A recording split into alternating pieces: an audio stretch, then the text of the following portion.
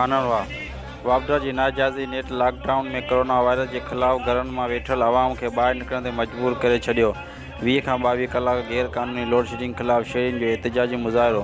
वापडा खिलाफ नारेबाज़ी कंदे शहरी एहतियात खाननवा जे अॻवान सैयद आशिक अली शाह, अब्दुल हफीज़ सैतो, आसिफ अली मंगी, गुलाम नबी सोलंकी, बाबर शेख चयो त खाननवा जे फील्डर ते नौशरो फेरस जे डिवीज़न जी सेप्को इंजीनियर LC मुक़ामी वापडा एहलकारनि वफ़ाक़ी हुकूमत पारां मुल्की हालतुनि खे मद्देनज़र रखंदे लॉकडाउन दौरान सॼे मुल्क में लोड शेडिंग न करण वारे ऐलान खे हवा में उॾाए छॾियो।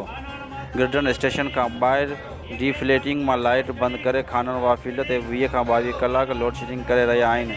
हिक पासे सॼो शहर लॉकडाउन लॻो पियो आहे, ॿिए पासे बेरोज़गार सबबि अवामी ज़हनी डिप्रेशन जो शिकार थी वियो आहे। गर्मी ऐं मच्छरनि जो आज़ार वधी वियो आहे।